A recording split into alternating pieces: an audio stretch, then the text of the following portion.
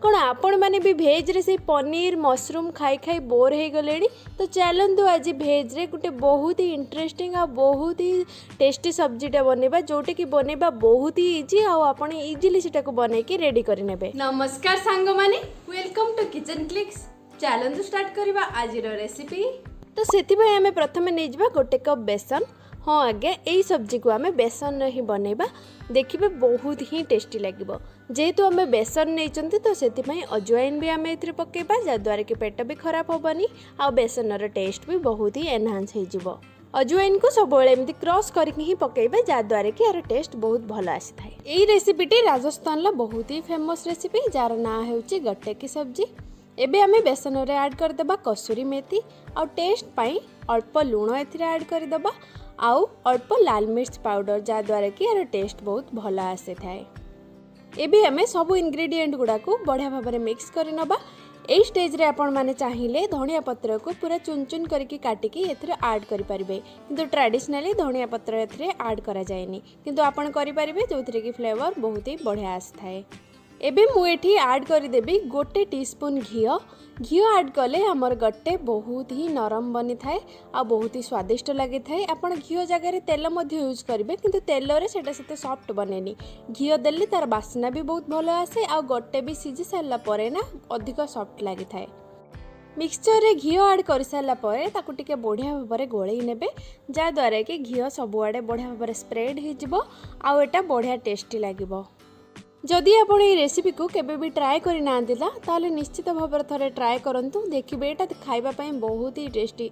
आपण परोटा नान रुटी भात सबुथिरे एटा को खाई परिबे जद्वारा कि यार टेस्ट एते बढ़िया आसीबो ना आपण थरे ट्राए कले ही यार टेस्ट जानि परिबे।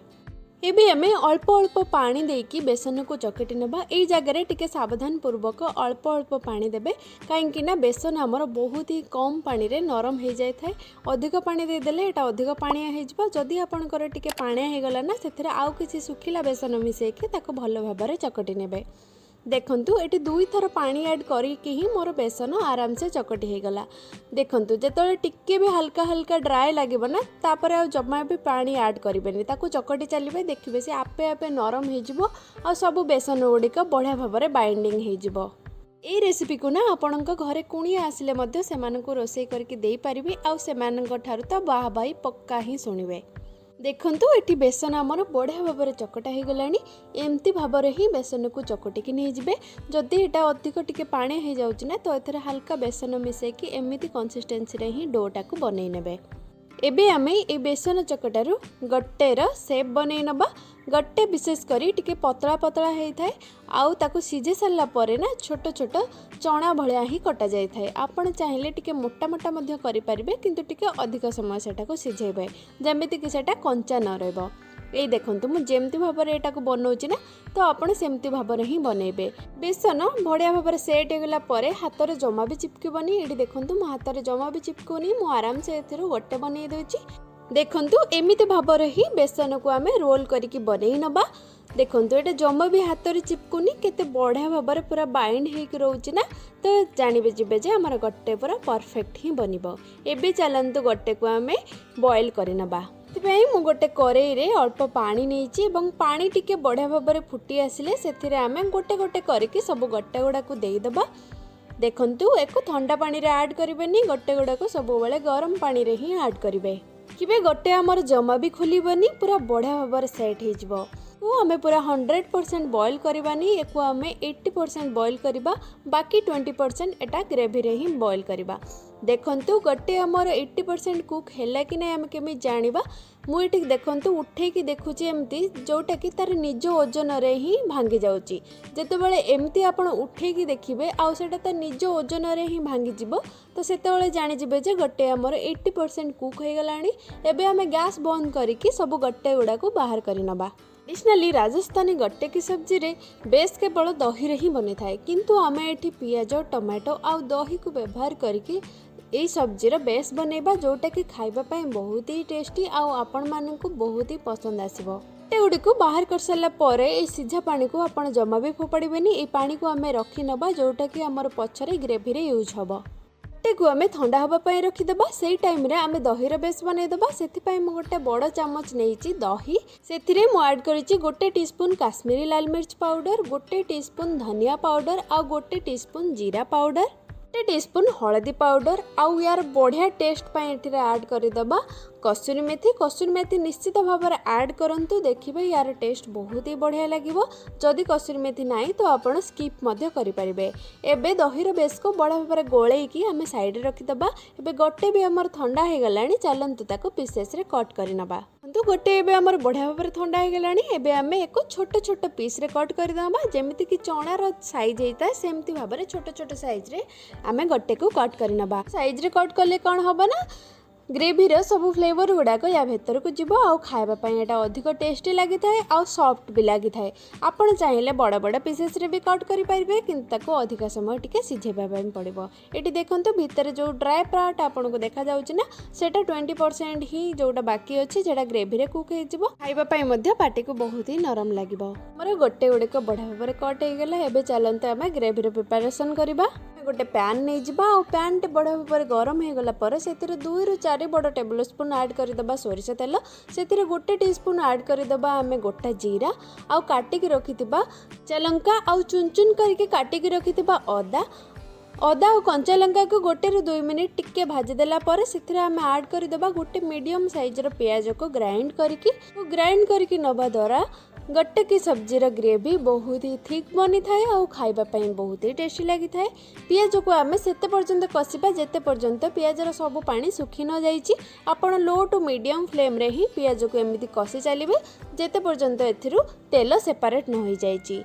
आउ तापरे मझिरे आम एथिरे आड करदेबा हेंगु। आपण चाहिले हेंगु तेल रे भी डायरेक्ट आड करि परिबे। मु तेल रे आड करि नथिले सेति मु पियाज दे सारला परे हेंगु आड कली। देखो पियाज ए आमर बढ़िया भाव में कषिगला सब पानी सुखी गला आ तेल भी सेपरेट हो गला। एबे आम एथिरे आड करदे जो बनईकी आम रखी दहीर ग्रेवीटा सेटा आम एथिरे आड करदे। दही को आड कला परे फ्लेम को पूरा लो करके आपको कंटिन्यूअसली गोले चलिए सेमती हेले दही जमा भी फाटबनी आ बढ़िया भाव में एथिरु तेल सेपरेट हो जद्वारा कि ग्रेवी आमर अधिक टेस्टी लगे। जमा भी अटकेबेनी सेमती ही चले चलिए। जदि आप अटकी जी ना तो दही फाटीज जद्वारा कि ग्रेवी आमर भल बनबनी। 4 ରୁ 5 मिनिट ग्रेवी को कंटिन्यूअसली चले सारा पर देखिए जे धीरे धीरे एथिरु तेल सेपरेट हवा स्टार्ट हो जो थी कि आप जानीपर जे ग्रेवी आपणकर परफेक्टली कुक होली। जितेबाला पानी बढ़िया भाव में सुखीज तो से आम ए आड करदे 2टी मीडियम साइजर टमाटो को ग्राइंड करके आ टमाटो आड कले सॉल्ट तो कंपलसरी ही आड करेंगे जद्वारा कि टमाटो आमर जल्दी सीझी जाए आ जल्दी ऑयल सेपरेट हो जाए। टमाटो आड कर सारा पुणी आम को 4 ରୁ 5 मिनिट बढ़िया भाव में कषा जिते पर्यंत ए ऑयल सेपरेट हो न जाइए। जितेबाला ऑयल ए सेपरेट होते आम ए आड करदे गोटे टेबल स्पून बेसन निश्चित भाव में आड करेंगे जद्वारा कि ग्रेवी आमर बहुत ही क्रीमी बनी थाए आ खाइबापी बहुत ही स्वादिया लगी थाए। आम ग्रेवी मसला रे आड करदे पानी आड करके टिके बढ़िया भाव में मसला वाली को गोलई नेबे आउ ताको टिके समय फुटेदेबे। ग्रेवी टिके समय फुटीगला आम से आड करदे काटिके रखिथिबा गट्टे को आड करके टिके गोलई देकी ताको घोड़ेकी आउ 4 ରୁ 5 मिनिट टिके फुटीबा पई छाड़ीदबा जो थी कि सब फ्लेवर गुड़ाक गट्टे भितर को आसीजिबा आउ खाइबापी बहुत ही नरम लगिबो। जो 20% बाकी थिला ना सेटा ग्रेवी रे बढ़िया भाव में कुक हो। लास्ट को धनिया पत्र रे गार्निश करी नबा आ घरे तैयारी होइतबा गोटे टीस्पून नु टिके कम गरम मसला मुझे आड करुच्ची। आपण चाहिए गरम मसला स्किप मध्य करि परिबे। एमती रे ही एटा खाइबा पई बहुत ही टेस्टी लगी थाए।